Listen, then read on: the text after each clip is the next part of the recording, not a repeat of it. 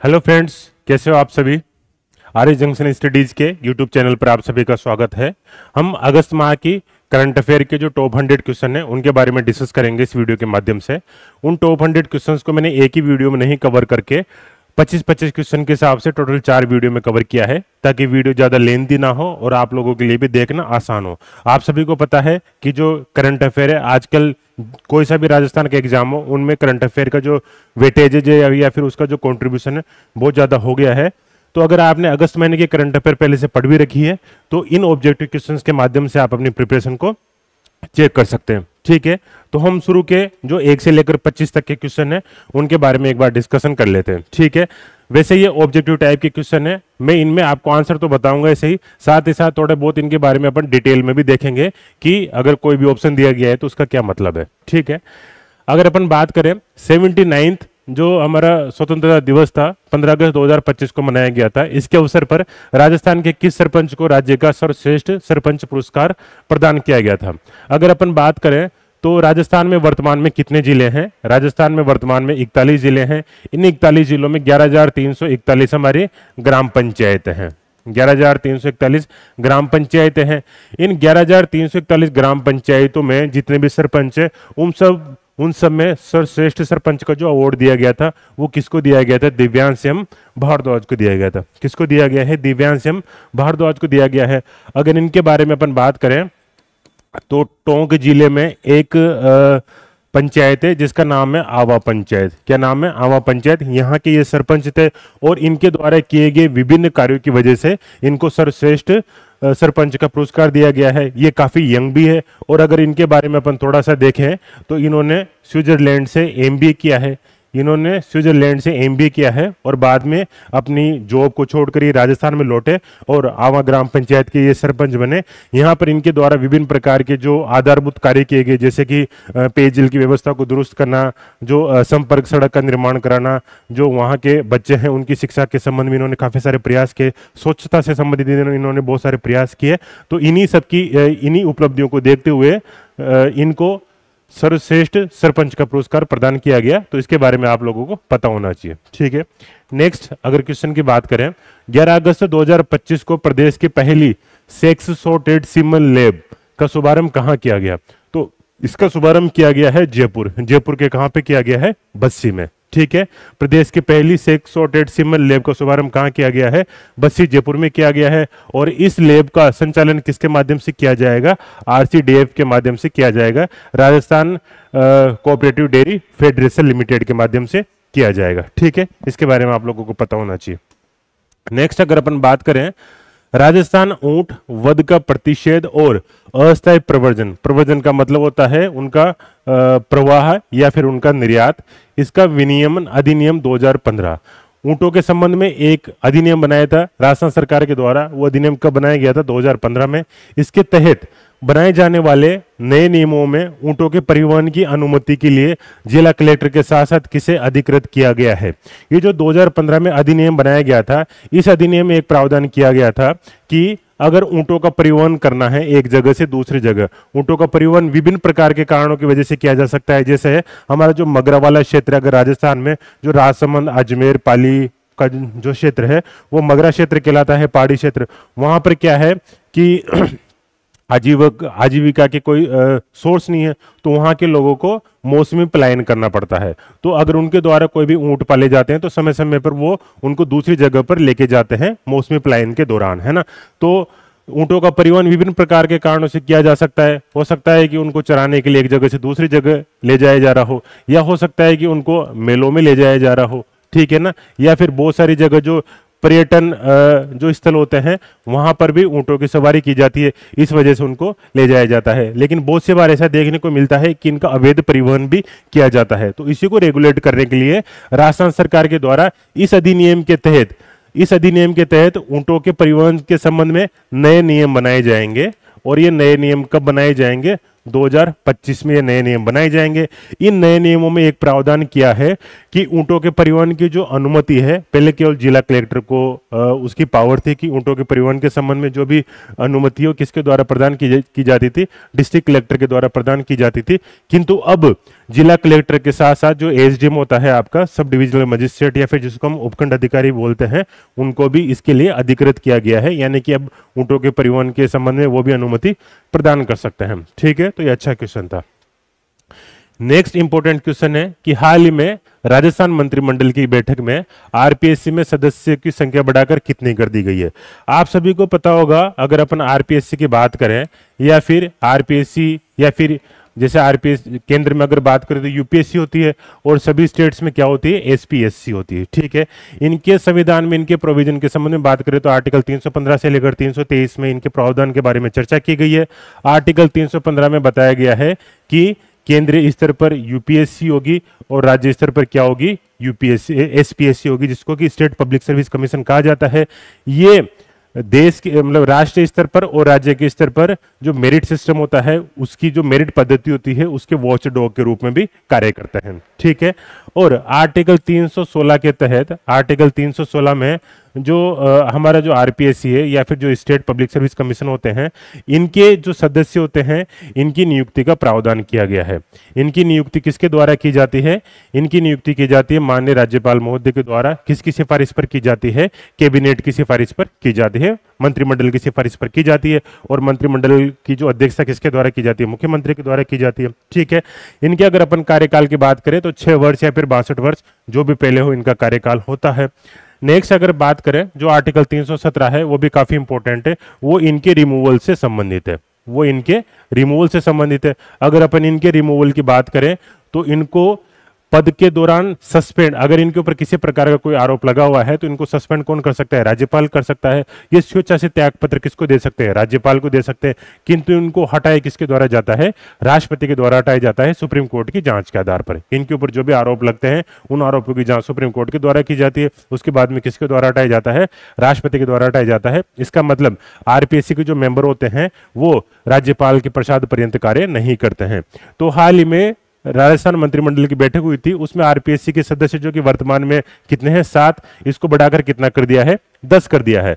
अगर आरपीएससी की वर्तमान संरचना की बात करें तो एक अध्यक्ष था पहले और टोटल इसमें 7 मेंबर हुआ करते थे, लेकिन इन मेंबर की संख्या को बढ़ाकर कितना कर दिया है, अब 10 कर दिया है।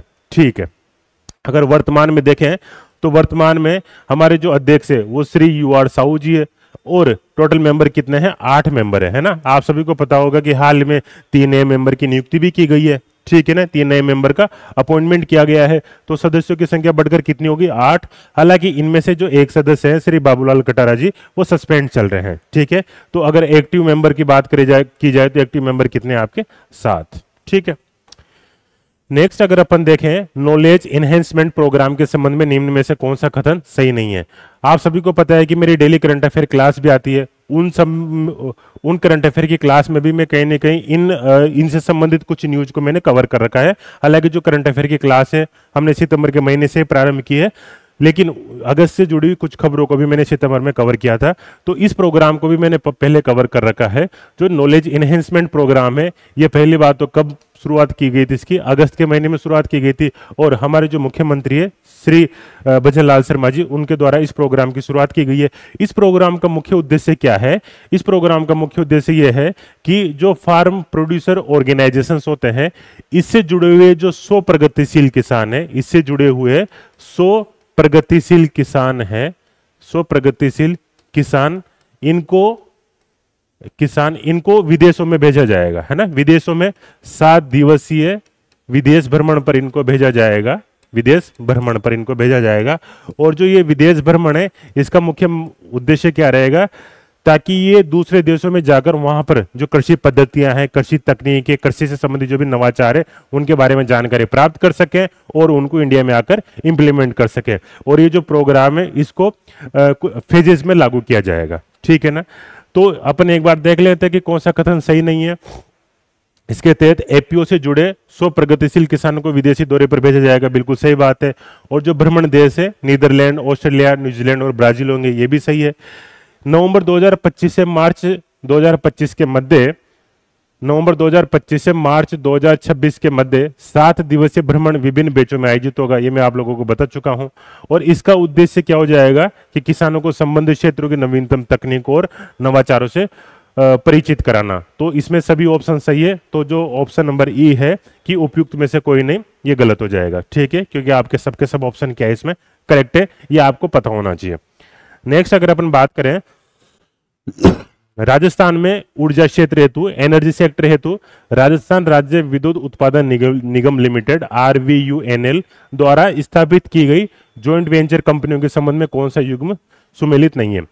आप सबको अगर मैं बताऊं कि हाल ही में राजस्थान राज्य विद्युत उत्पादन निगम लिमिटेड के द्वारा ऊर्जा क्षेत्र में इन्वेस्टमेंट को बढ़ावा देने के लिए या फिर ऊर्जा से जुड़े हुए विभिन्न जो पावर प्लांट्स होते हैं उनको एस्टेब्लिश करने के लिए 3 जॉइंट वेंचर कंपनियों की स्थापना की गई है। जॉइंट वेंचर का मतलब होता है संयुक्त उपक्रम, जिसमें राज्य सरकार की भी हिस्सेदारी होती है और जो प्राइवेट सेक्टर है उसकी भी हिस्सेदारी होती है। ठीक है, तो इन 3 केंद्रीय उपक्रमों की अगर अपन बात करें तो एक का नाम तो है इंद्रप्रस्थ गैस लिमिटेड। इसमें जो इंद्रप्रस्थ गैस लिमिटेड है इसकी हिस्सेदारी तो 74% होगी और राज्य सरकार की हिस्सेदारी कितनी होगी, 26% होगी। ठीक है, नेक्स्ट है ऑयल इंडिया लिमिटेड। इसमें जो ऑयल इंडिया लिमिटेड की हिस्सेदारी 50% होगी तथा राज्य सरकार की हिस्सेदारी कितनी होगी, 50% होगी। नेक्स्ट है गेल इंडिया लिमिटेड, जिसकी फुल फॉर्म है gas authority of India limited. इसमें गेल की हिस्सेदारी 50% रहेगी तथा राजस्थान सरकार की हिस्सेदारी 50% रहेगी। तो ये 3 जॉइंट वेंचर कंपनियों की स्थापना की गई थी। इनके द्वारा राजस्थान से जुड़ी हुई विभिन्न परियोजनाओं में इन्वेस्टमेंट किए जाएंगे। जैसे अगर अपन देखें, जो इंद्रप्रस्थ गैस लिमिटेड है इसके द्वारा 500 मेगावाट सौर परियोजना में इन्वेस्टमेंट किया जाएगा। लेकिन हमसे पूछा है कि निम्न में से कौन सा युग्म सुमेलित नहीं है, तो NTPC आपका क्या हो जाएगा, ऑप्शन गलत हो जाएगा। ठीक है, तो इसमें क्या सही है, अपना A, B और C तीनों सही है। नेक्स्ट क्वेश्चन की अगर अपन बात करें, CRP प्लस। ठीक है, CRP प्लस नीति के संबंध में निम्न में से कौन सा कथन सही नहीं है। ठीक है, एक बार आप लोग इसका आंसर देने का प्रयास करें। जो CRP प्लस नीति के संबंध में निम्न में से कौन सा कथन सही नहीं है, एक एक करके अपन ऑप्शन पढ़ते हैं। ये राजस्थान ग्रामीण आजीविका विकास परिषद, जिसका कि शॉर्ट में क्या बोला जाता है, राजीविका बोला जाता है। ठीक है, इसकी स्थापना कब हुई थी, 2010 में हुई थी। ठीक है, इसका मुख्य उद्देश्य प्रदेश के जो स्वयं सहायता समूह होते हैं, जिसको कि हम सेल्फ हेल्प ग्रुप्स भी बोलते हैं, और अन्य समुदाय आधारित संगठनों को सशक्त बनाना है। ठीक है, इसके तहत पुरानी विलेज सपोर्ट टीम व्यवस्था को समाप्त कर सामुदायिक संसाधन व्यक्तियों की एक नई प्रणाली लागू की गई है। समुदाय का मतलब होता है कम्युनिटी, संसाधन का मतलब होता है रिसोर्सेज, और व्यक्तियों का मतलब होता है पर्सन्स। तो इसी से ये नीति बनी है CRP प्लस। क्या बनी है, CRP प्लस। तो सामुदायिक संसाधन व्यक्तियों की एक नई प्रणाली लागू की जाएगी। इसका संबंध राजस्थान कोऑपरेटिव डेयरी फेडरेशन से है, RCDF। नेक्स्ट है, इसके तहत चयनित सामुदायिक दलों को बेहतर प्रशिक्षण, मार्गदर्शन और संसाधन उपलब्ध कराए जाएंगे। तो मैं आप सभी को बता दूं, जो CRP प्लस नीति है ये किसके द्वारा प्रारंभ की गई है, ये राजीविका के द्वारा प्रारंभ की गई है, जिसकी फुल फॉर्म है राजस्थान ग्रामीण आजीविका विकास परिषद। इस परिषद का जो गठन है 2010 में हुआ था, और केंद्र सरकार या फिर राज्य सरकार की कोई भी योजना जो कि ग्रामीण क्षेत्रों में आजीविका प्रदान करने से संबंधित हो, उन सब योजनाओं का संचालन किसके द्वारा किया जाता है, राजीविका के द्वारा किया जाता है। ग्रामीण स्तर पर जितने भी संगठन होते हैं या फिर जो कम्युनिटी बेस्ड जो ऑर्गेनाइजेशंस होते हैं या फिर सेल्फ हेल्प ग्रुप होते हैं, उनको विभिन्न प्रकार के प्रयासों के माध्यम से उनको स्ट्रेंथन करने का प्रयास किया जाता है। इसके द्वारा प्रशिक्षण दिया जाता है, उनके जो भी उत्पाद होते हैं उनके लिए मार्केटिंग, ब्रांडिंग, विपणन इत्यादि की सुविधा इसके द्वारा उपलब्ध करवाई जाती है, और ग्रामीण स्तर पर रोजगार उनको उपलब्ध करवाई जाता है। ठीक है, तो राजीविका से संबंधित है, सही बात है। अगर ये राजीविका से संबंधित है तो ये RCDF से संबंधित नहीं हो सकती। तो इसका आंसर क्या हो जाएगा, D, क्योंकि हमसे क्या पूछा है, निम्न में से कौन सा सही नहीं है। ठीक है, नेक्स्ट अगर अपन बात करें कि अंतर्राष्ट्रीय खनन एवं धातु परिषद है ना, international council of mining and metals में शामिल होने वाली पहली भारतीय कंपनी कौन सी बनी है। इसमें शामिल होने वाली पहली भारतीय कंपनी कौन सी बनी है, तो इसका नाम क्या हो जाएगा, हिंदुस्तान जिंक लिमिटेड, है ना। कौन सी हो जाएगी, हिंदुस्तान जिंक लिमिटेड। हालांकि जो हिंदुस्तान जिंक लिमिटेड है ये वेदांता समूह की ही एक कंपनी है। कौन से समूह की कंपनी है, वेदांता समूह की कंपनी है। और वेदांता समूह के अगर अपन चेयरमैन की बात करें तो वेदांता समूह के चेयरमैन कौन है, मिस्टर अनिल अग्रवाल। कौन है? अनिल अग्रवाल है इसके चेयरमैन। ठीक है, अगर अपन बात करें तो इसमें ऑप्शन क्या हो जाएगा आपका? हिंदुस्तान जिंक लिमिटेड हो जाएगा। अगर अंतर्राष्ट्रीय खनन एवं धातु परिषद की बात करें तो इसमें विश्व की टॉप 25 कंपनियों को सिलेक्ट किया जाता है और उन्हीं कंपनियों को सिलेक्ट किया जाता है जो कि किससे संबंधित होती है? माइनिंग और मेटल से रिलेटेड होती है। और इसमें टॉप 25 कंपनियों को इस आधार पर सिलेक्ट किया जाता है कि उनके द्वारा कितने जिम्मेदाराना या फिर कितने सस्टेनेबल तरीके से माइनिंग एक्टिविटीज को संचालित किया जा रहा है। तो जो हिंदुस्तान जिंक लिमिटेड है इसके द्वारा संधारणीय तरीके से जो माइनिंग एक्टिविटीज है उनको संचालित किया जा रहा है। इस वजह से इसको इस परिषद में शामिल किया गया है। ठीक है, तो ये काफी इंपॉर्टेंट है, आप लोगों को इसके बारे में अच्छे से पता होना चाहिए। ठीक है, नेक्स्ट क्वेश्चन है कि मेजर मिनरल ब्लॉकों की नीलामी में राजस्थान ने देश में से कौन सा स्थान प्राप्त किया है? तो इसका आंसर क्या हो जाएगा? प्रथम। अगर अपन मेजर मिनरल ब्लॉक्स की बात करें तो देश में टोटल 500 मेजर मिनरल ब्लॉकों की नीलामी करनी है। कितने ब्लॉकों की नीलामी करनी है? 500। इसमें से राजस्थान ने लगभग 103 मेजर मिनरल ब्लॉकों की ऑलरेडी नीलामी कर चुका है राजस्थान, जो कि 500 का कितना परसेंट है? 20% है ना। तो राजस्थान कौन से नंबर पर है? फर्स्ट नंबर पर है। इसके बारे में आप लोगों को पता होना चाहिए। नेक्स्ट अगर अपन देखें 14 जुलाई 2025 को राजस्थान राज्य मंत्रिमंडल ने निम्नलिखित में से किन नीतियों को मंजूरी दी है? तो ये बहुत स्पेसिफिक क्वेश्चन है, थोड़ा बहुत फैक्चुअल क्वेश्चन है।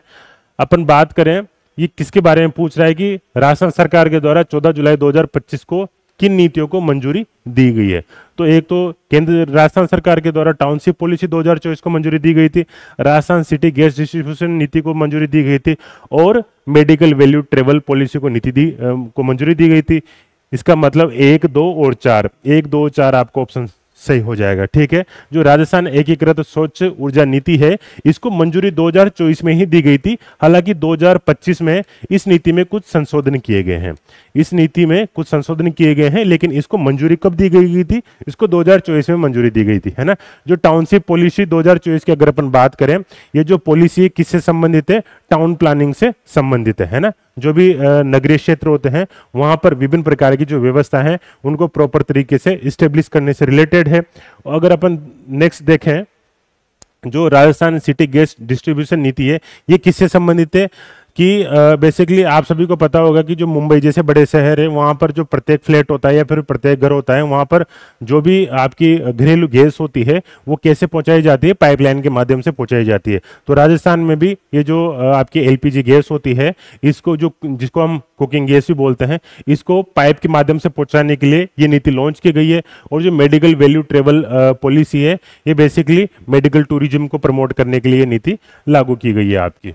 ठीक है, नेक्स्ट अगर अपन देखें उत्तर भारत के पहले ग्रीन हाइड्रोजन हब के संबंध में निम्नलिखित में से कौन सा कथन सही नहीं है? अगर मैं बताऊं आपको जो ग्रीन हाइड्रोजन हब की बात करें तो केंद्र सरकार की एक महत्वाकांक्षी परियोजना है जिसके तहत एक मतलब जो ग्रीन हाइड्रोजन को प्रोड्यूस करने के लिए एक वैली का निर्माण करना है। एक क्या करना है? वैली का निर्माण करना है। उस वैली का नाम क्या होगा? Green hydrogen valley innovation clusters होगा। क्या होगा? Green hydrogen valley innovation clusters होगा। और केंद्र सरकार के द्वारा वर्तमान में इस प्रकार के कितने क्लस्टर विकसित किए गए हैं? 4 क्लस्टर विकसित किए गए हैं, या फिर आप शॉर्ट में कह सकते हो कि कितने हब विकसित किए गए हैं? 4 हब विकसित किए गए हैं। अगर अपन पूर्व की बात करें तो पूर्व में जो भुवनेश्वर है आपका उड़ीसा का जो भुवनेश्वर है वहां पर एक ग्रीन हाइड्रोजन हब विकसित किया गया है।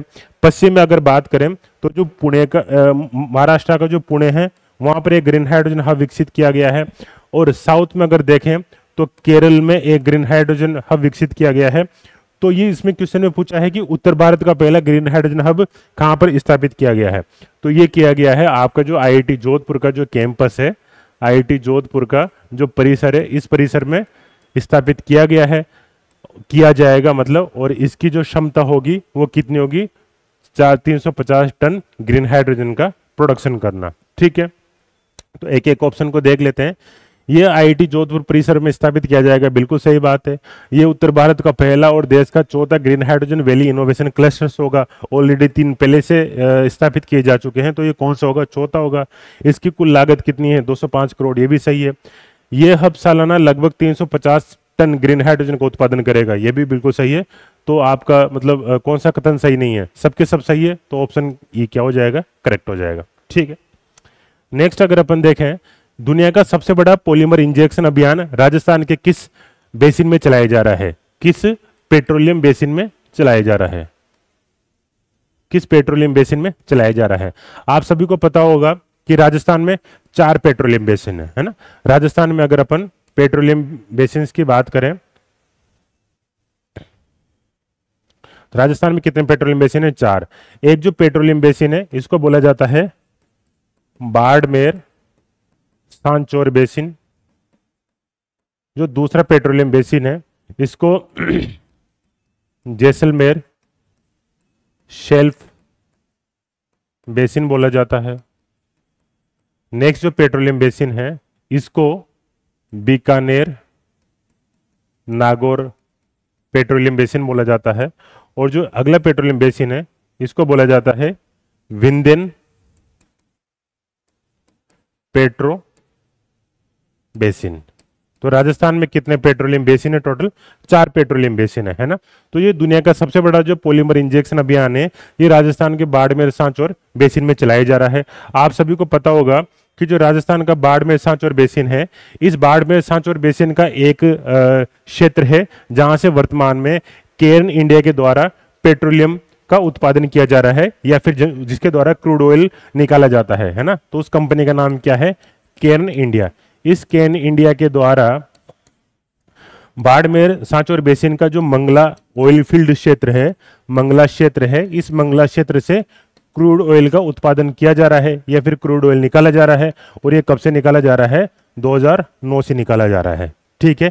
इसी के कारण बाड़मेर में आप सभी को पता होगा कि राजस्थान हिंदुस्तान पेट्रोलियम एक रिफाइनरी की भी स्थापना की जा रही है, जिसमें जो HPCL है जो कि भारत सरकार का उपक्रम है और राजस्थान सरकार के एक संयुक्त उपक्रम के माध्यम से एक यहाँ पे रिफाइनरी की भी स्थापना की जा रही है, जो कि आपके कहाँ पर है? पचपदरा में है। ठीक है। तो बेसिकली पॉलीमर इंजेक्शन अभियान क्या है? इसके तहत एक विशिष्ट प्रकार का जो पॉलीमर है, विशिष्ट प्रकार के जो केमिकल है, वो जो पृथ्वी के अंदर की चट्टान है उनके भीतर इंजेक्ट करवाया जाता है। वो जो केमिकल होता है उसकी क्या क्वालिटी होती है कि जो चट्टानों से चिपका हुआ जो क्रूड ऑयल है वो उसको हटाने में मदद करता है, ताकि अधिक मात्रा में क्रूड ऑयल जमीन की मतलब पृथ्वी के अंदर से निकाला जा सके, है ना। तो ये पॉलीमर इंजेक्शन अभियान कहाँ चलाया जा रहा है? बाड़मेर सांचौर बेसिन में चलाया जा रहा है। इसके बारे में आप लोगों को आइडिया होना चाहिए। नेक्स्ट है, हाल ही में जैसलमेर में किस स्थान से प्राकृतिक गैस का उत्पादन हुआ? अगर अपन बात करें, राजस्थान में जो सबसे ज्यादा क्रूड ऑयल का उत्पादन तो किया जाता है मंगला क्षेत्र से, मंगला ऑयल फील्ड से, जो कि किसके द्वारा किया जाता है? आपका केर्न इंडिया के द्वारा, है ना। हालांकि जैसलमेर से भी किया जाता है क्रूड ऑयल का उत्पादन, बट वो किसके द्वारा किया जाता है? ऑयल इंडिया लिमिटेड के द्वारा, जो भी भारत सरकार की एक PSU है या फिर सार्वजनिक उपक्रम की एक कंपनी है। ठीक है। अगर अपन बात करें सबसे ज्यादा नेचुरल गैस का उत्पादन किस जिले से किया जाता है? तो वो किया जाता है जैसलमेर से। अगर अपन जैसलमेर की बात करें, जैसे कि राजस्थान का मैप है, तो यहाँ पर क्या है? जैसलमेर। तो जैसलमेर के बहुत सारे क्षेत्र है जहाँ से नेचुरल गैस का उत्पादन किया जाता है। एक तो हो गया घुमाने वाला, एक इसके अलावा एक डांडे वाला, जैसे एक घोटारू हो गया, एक रामगढ़ हो गया, है ना। इस प्रकार की जो क्षेत्र है यहाँ से नेचुरल गैस का उत्पादन वर्तमान में किया जा रहा है। हाल ही में एक नए स्थान से भी प्राकृतिक गैस का उत्पादन प्रारंभ हुआ है, उसका नाम क्या है? बखरी टिब्बा ब्लॉक। क्या नाम है? बखरी टिब्बा ब्लॉक। और ये जो बखरी टिब्बा ब्लॉक है, यहाँ से भी ऑयल इंडिया लिमिटेड के द्वारा ही नेचुरल गैस का उत्पादन किया जा रहा है। ठीक है। नेक्स्ट है राजीविका, जो कि राजस्थान ग्रामीण आजीविका विकास परिषद अभी पहले आया था, और राजस्थान वानिकी एवं जैव विविधता विकास समिति के बीच में हाल ही में एक MOU हुआ था। इसके संबंध में निम्नलिखित में से कौन सा कथन सही नहीं है? ठीक है। यह MOU Rajasthan forest and biodiversity development project का हिस्सा है, जो कि बिल्कुल सही है ना। ये जो MOU हुआ था, ये MOU राजस्थान में पहले से एक प्रोजेक्ट चल रहा है। इस प्रोजेक्ट का नाम क्या है? Rajasthan forest and biodiversity development project. और ये प्रोजेक्ट किसके सहयोग से चलाया जा रहा है? फ्रांस के सहयोग से चलाया जा रहा है। किसके सहयोग से चलाया जा रहा है? फ्रांस के सहयोग से चलाया जा रहा है। बेसिकली इस प्रोजेक्ट का मुख्य उद्देश्य क्या है कि जो वनों के ऊपर निर्भर जो समुदाय है, उनकी आजीविका के जो स्रोत है, उन आजीविका के स्रोत को क्या करना है? सुदृढ़ करना है, उनको मजबूत करना है। ठीक है। तो ये MOU Rajasthan forest and biodiversity development project के साथ बिल्कुल सही बात है, जो कि फ्रांस के सहयोग से चलाया जा रहा है। और कितने जिलों में चलाया जा रहा है? 13 जिलों में। 13 जिलों के टोटल 800 गांवों में ये प्रोजेक्ट चलाया जा रहा है। नेक्स्ट है, इसका उद्देश्य वनों पर निर्भर समुदायों की आजीविका को सुदृढ़ बनाना है। बिल्कुल सही बात है। यह एमओयू राजस्थान फॉरेस्ट एवं बायोडायवर्सिटी डेवलपमेंट प्रोजेक्ट का हिस्सा है, जो कि जर्मनी के सहयोग से चलाया जा रहा है। ये गलत बात है। ये जो प्रोजेक्ट किसके सहयोग से चलाया जा रहा है? आपका फ्रांस के माध्यम से, फ्रांस के सहयोग से चलाया जा रहा है। ठीक है। इस परियोजना के तहत लगभग 1200 सेल्फ हेल्प ग्रुप का गठन किया जाएगा और उनको सशक्तिकरण किया जाएगा। सही बात है। यह प्रोजेक्ट प्रदेश के 13 जिलों के 800 गांवों में चलाया जा रहा है। ठीक है। नेक्स्ट अगर अपन देखें, हाल ही में जनगणना 2027 के लिए राज्य स्तरीय समन्वय समिति, है ना, स्टेट लेवल कोऑर्डिनेशन कमेटी का गठन किया गया है। इसके संबंध में निम्नलिखित में से कौन सा या फिर कौन से कथन सही है ना? अपने को क्या छांटना है? सही। ये बहुत सी बार एग्जाम में कंफ्यूजन क्रिएट कर देता है कि कथन सही है या फिर गलत है। अगर सही की बात करें तो इस समिति के मुख्य अध्यक्ष मुख्य सचिव होंगे। ठीक है। सदस्य सचिव, निदेशक जनगणना कार्य राजस्थान होंगे, यानी कि इसके सदस्य सचिव कौन होंगे? वो जनगणना कार्य के जो निदेशक है वो होंगे। ठीक है। प्रशासनिक विभाग क्या होगा? सांख्यिकी विभाग होगा। और समिति का कार्य जनगणना हेतु राज्य के विभिन्न विभागों एवं देश के जनगणना निदेशालय के बीच समन्वय स्थापित करना है। तो अगर अपन चारों ऑप्शन को देखें तो चारों ऑप्शन करेक्ट है। अगर ये जो समिति है, इस समिति का गठन इसलिए किया गया है, आप सभी को पता है कि देश में 2026 से जनगणना की शुरुआत होगी, लेकिन जो इसकी एक्चुअल शुरुआत है वो 2027 में होगी। और ये जो राज्य स्तर पर जनगणना का जो कार्य है वो बिल्कुल सुचारू रूप से हो, इसके लिए इस समिति का गठन किया गया है। और बेसिकली एक कोऑर्डिनेशन समिति है जो किन किन के मध्य कोऑर्डिनेट करेगी? राज्य के जो विभिन्न विभाग है और जो देश का जनगणना निदेशालय है उसके मध्य समन्वय स्थापित करेगी। अगर अपन इस समिति की बात करें तो इस समिति के जो अध्यक्ष है, इस समिति के अध्यक्ष कौन होंगे? चीफ सेक्रेटरी होंगे, राजस्थान सरकार के मुख्य सचिव होंगे। और अगर अपन इसके सदस्य सचिव की बात करें, जो सदस्य सचिव कौन होंगे? इसके सदस्य सचिव होंगे निदेशक। किसके निदेशक? जो राजस्थान में जनगणना कार्य को देखते हैं। राजस्थान में जनगणना कार्य को देखने वाले जो निदेशक इसके क्या होंगे? सदस्य सचिव होंगे। और इसका जो एडमिनिस्ट्रेटिव डिपार्टमेंट होगा, यानी कि प्रशासनिक विभाग होगा, वो क्या होगा? आपका सांख्यिकी विभाग होगा। और इस समिति का कार्य मैंने बता दिया है, तो इसमें सभी ऑप्शन सही है। नेक्स्ट अगर अपन देखें, 1 अगस्त 2025 को जारी अधिसूचना के अनुसार राजस्थान के 7वें राज्य वित्त आयोग का अध्यक्ष किसे नियुक्त किया गया है? तो आप लोग इसका आंसर देने की कोशिश करें। अगर अपन पहले थोड़ा सा देख लेते हैं कि जो राज्य वित्त आयोग क्या होता है। आप सभी को पता है कि हमारे देश में पंचायतों तथा जो नगरीय निकाय होते हैं उनको संवैधानिक दर्जा देने के लिए 13वां और 14वां संविधान संशोधन किया गया था, है ना।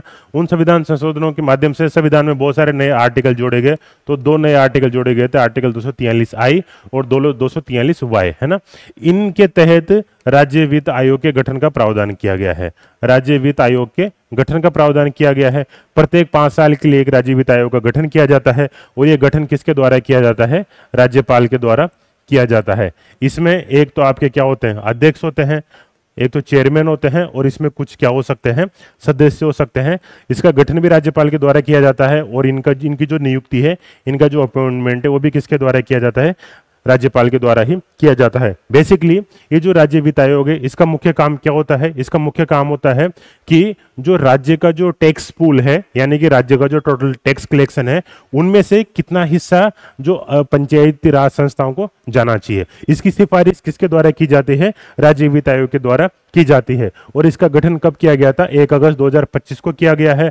और जो राज्य वित्त आयोग का जो नया गठन किया गया है, इसके जो भी सदस्य और जो अध्यक्ष हैं, इन्होंने 7 अगस्त 2025 से कार्य करना प्रारंभ कर दिया है। यानी कि ये कब एक्टिव हो गया? 7 अगस्त 2025 को एक्टिव हो गया। और लगभग 1.5 साल में इनको अपनी रिपोर्ट देनी है। ये अपनी रिपोर्ट किसको देते हैं? माननीय राज्यपाल महोदय को देते हैं। और राज्यपाल महोदय उस रिपोर्ट को विधानसभा के पटल पर रखते हैं। ठीक है। और अगर अपन इसके कार्यकाल की बात करें तो इसका जो कार्यकाल है वो आपका 1 अप्रैल 2025 से प्रारंभ होकर कितना होएगा? 1 मार्च 2030 तक होगा, है ना। 1 मार्च 2030 तक होगा। तो प्रत्येक 5 साल के लिए इसका गठन किया जाता है। ठीक है। तो अगर अपन देखें तो ये जो 7वें राज्य वित्त आयोग का अध्यक्ष किसे चुना गया है? डॉक्टर अरुण चतुर्वेदी को। किसको चुना गया है? डॉक्टर अरुण चतुर्वेदी को अध्यक्ष तो इनको चुना गया है। साथ ही इसमें एक सदस्य सचिव की भी नियुक्ति की गई है। सदस्य सचिव की भी नियुक्ति की गई है। और सदस्य सचिव के रूप में जो रिटायर्ड एक IAS ऑफिसर है उनका नाम क्या है? नरेश कुमार ठकराल। क्या नाम है? नरेश कुमार ठकराल की सदस्य सचिव के रूप में नियुक्ति की गई है और अध्यक्ष कौन है? Doctor Arun Chaturvedi. Next question अगर अपन देखें, डांग मगरा मेवात क्षेत्र विकास योजना के तहत राज्य के संस्थानों, विद्यालयों एवं आंगनबाड़ी भवनों के मरम्मत हेतु अनुमत राशि को 15% से बढ़ाकर कितना कर दिया गया है? कितने करने का निर्णय लिया है?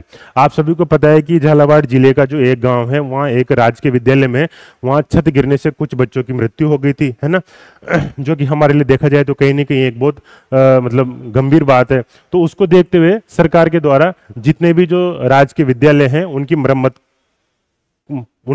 साथ ही नए विद्यालय भवनों के निर्माण के हेतु विभिन्न प्रकार के बजट अलोकेशंस किए गए हैं। साथ ही इस प्रकार के जो राज्य के संस्थान होते हैं या फिर विद्यालय होते हैं या फिर आंगनबाड़ी होते हैं, इनकी मरम्मत से संबंधित जो भी पहले फंड दिया जाता था, जो भी पहले फंड अलॉट किया जाता था, इस फंड को भी बढ़ा दिया गया है।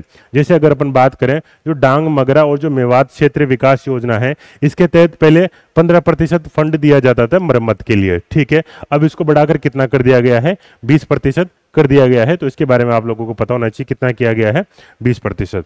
नेक्स्ट अगर अपन देखें, राजस्थान सरकार की एक योजना है, उसका नाम क्या है? कृषक उपहार योजना, जो कि कब प्रारंभ की थी? आपकी 2021 में प्रारंभ की थी। किसके द्वारा प्रारंभ की थी? आपकी ये कृषि विपणन निदेशालय के द्वारा, कृषि विपणन निदेशालय के द्वारा प्रारंभ की थी। और इसका मुख्य उद्देश्य क्या होता है? इसका मुख्य उद्देश्य होता है विपणन गतिविधियों को बढ़ावा देना, विपणन गतिविधियों को बढ़ावा देना, विपणन गतिविधियों को क्या करना है? बढ़ावा देना है, ठीक है। तो विपणन गतिविधियों को बढ़ावा देने के लिए राजस्थान सरकार के द्वारा 2021 में एक योजना लॉन्च की गई है, जिसका नाम क्या है? कृषक उपहार योजना। ये तो योजना के बारे में हो गया। अब देखना है, इसमें हाल ही में एक संशोधन किया गया है 2025 में। इसके अनुसार अब इस योजना का लाभ केवल किन किसानों को मिलेगा? तो इस योजना का लाभ मिलेगा ऐसे किसान जो कि अपनी जो उपज है वो ई नाम पोर्टल, केंद्र सरकार का एक ऑनलाइन पोर्टल है, जिसमें देश की विभिन्न जो एग्रीकल्चर मंडीज है वो आपस में जुड़ी हुई है, जिसके माध्यम से किसान अपनी राजस्थान का कोई भी किसान वो पंजाब में अपनी फसल को बेच सकता है, क्योंकि जो पंजाब की मंडी रहेगी वहां पर सरसों या फिर विभिन्न प्रकार के जो अनाज या फसलें होती हैं उनका भाव वहां पर ऑनलाइन दिख जाएगा उसको, और अपनी मतलब आवश्यकता के अनुसार अपने उत्पादों को वहां पर बेच सकता है। ऐसा नहीं है राजस्थान का बेच सकता है, पंजाब का किसान राजस्थान के किसान से भी अपनी उपज को खरीद सकता है, ठीक है। तो ऐसे किसान जो अपनी उपज को इनाम पोर्टल के माध्यम से बेचेंगे, साथ ही जो पेमेंट है वो भी ऑनलाइन तरीके से करेंगे, जो पेमेंट है वो भी ऑनलाइन तरीके से करेंगे। तो इस प्रकार के जो किसान हैं उन्हीं को कृषक उपहार योजना का लाभ मिलेगा, ठीक है। नेक्स्ट है, हाल ही में किस महत्वपूर्ण नदी जोड़ो परियोजना की डीपीआर तैयार करने के लिए स्वीकृति जारी की गई है, जिसका उद्देश्य है पाली, जालोर और सिरोही में पेयजल समस्या का समाधान करना है। तो ये काफी इंपॉर्टेंट क्वेश्चन है आपके लिए। अगर अपन वेस्टर्न राजस्थान की बात करें तो ये बेसिकली किसकी बात कर रहा है? ये बात कर रहा है कि ऐसी कौन सी नदी जोड़ो परियोजना है जो किन जिलों में पेयजल की समस्या का समाधान करेगी। एक तो पाली में करेगी, पाली के नीचे आपका जालोर आता है वहां करेगी, और जालोर के नीचे क्या आता है आपका सिरोही यहाँ करेगी, ठीक है। तो इस परियोजना का नाम है, अगर आप ऑप्शन से देखो तो इस ऑप्शन का नाम, ये परियोजना का नाम क्या हो जाएगा? माही डैम को जवाई बांध से जोड़ा जाएगा। आप सभी को पता है कि जो दक्षिणी राजस्थान या फिर वागड़ की गंगा किसे कहा जाता है? वागड़ की गंगा कहा जाता है माही नदी को। किसको कहा जाता है? माही नदी को। इस माही नदी पर बांसवाड़ा में एक डैम बना हुआ है, एक बांध बना हुआ है। इस बांध का नाम क्या है? माही बांध। क्या नाम है इसका? माही बांध, ठीक है। इस माही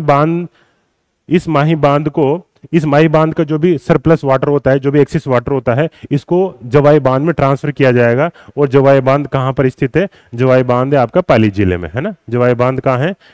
पाली जिले में, ठीक है। अगर ये परियोजना सफल होती है और तय समय में अगर ये परियोजना इंप्लीमेंट कर दी जाती है तो कहीं ना कहीं इससे जो पश्चिमी राजस्थान में जो पेयजल की समस्या है वो काफी हद तक समाप्त हो जाएगी। और पश्चिमी राजस्थान के लिए देखा जाए तो एक प्रकार से ये स्वर्ण रेखा के रूप में इसको माना जा सकता है, ठीक है। इसके तहत जो भी लिंक बनाया जाएगा, इस लिंक को स्वर्ण रेखा के रूप में माना जा सकता है, या फिर जीवन रेखा के रूप में माना जा सकता है, लाइफ लाइन के रूप में माना जा सकता है। तो आंसर क्या हो जाएगा आपका? माही डैम को जवाई बांध से जोड़ा जाएगा।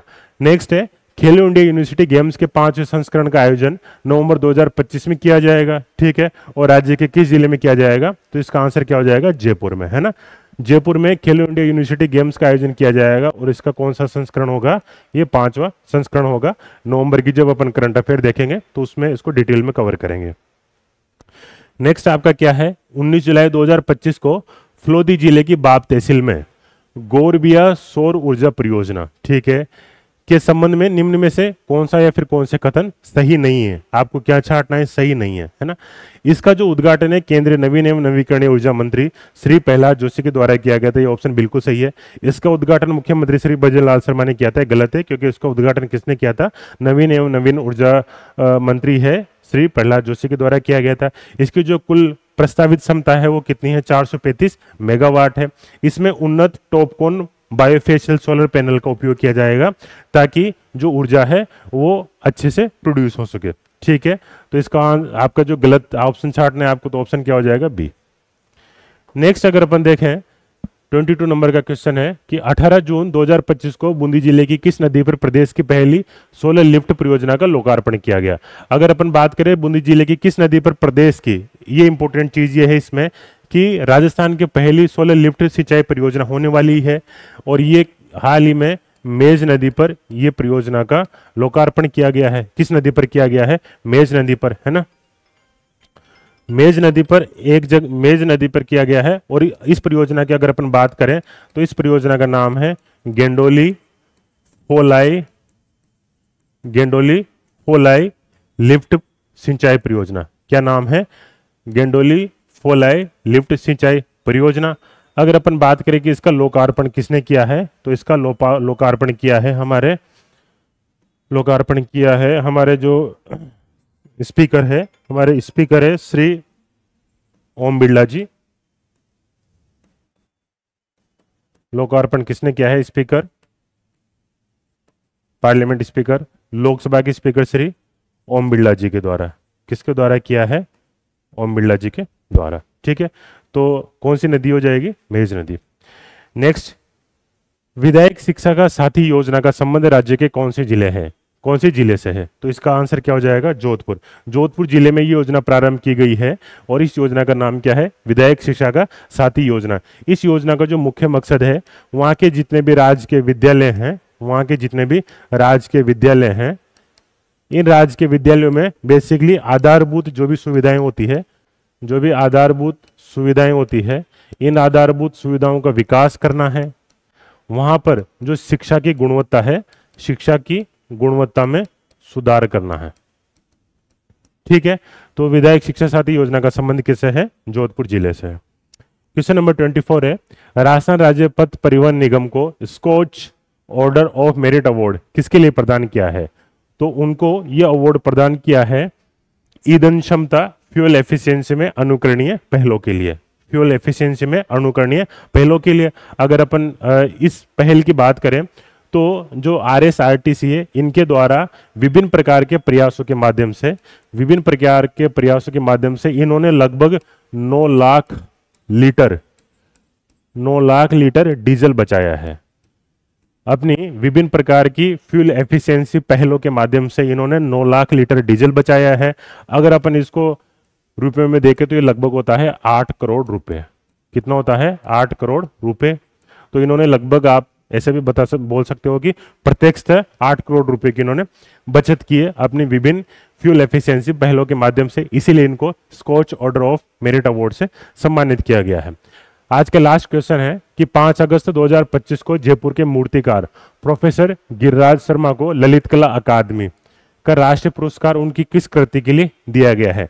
इनको जो ये राष्ट्रीय पुरस्कार प्रदान किया गया है वो किया गया है कंस्ट्रक्टिव ऑब्जर्वेशन के लिए। किसके लिए किया गया है? कंस्ट्रक्टिव ऑब्जर्वेशन के लिए। और ये जो पुरस्कार है किसने दिया गया है, किसके द्वारा दिया गया है? भारत के जो संस्कृति मंत्री श्री गजेंद्र सिंह जी शेखावत। किसके द्वारा दिया गया है? श्री गजेंद्र सिंह जी शेखावत के द्वारा ये प्रदान किया गया है, ठीक है। तो ये हमारा पार्ट 1 था इंपोर्टेंट क्वेश्चन से रिलेटेड, जो कि अगस्त महीने के थे। जो पार्ट 2 है वो भी हम जल्दी लेकर आएंगे। और अगर इनमें से किसी भी क्वेश्चन में आपको कोई भी डाउट हो या फिर आपको लगता है कि उसको डिटेल में समझाना चाहिए तो आप कमेंट बॉक्स में टाइप कर सकते हैं। अगला वीडियो देखने के लिए आप हमारे चैनल से जुड़े रहिए। Thank you.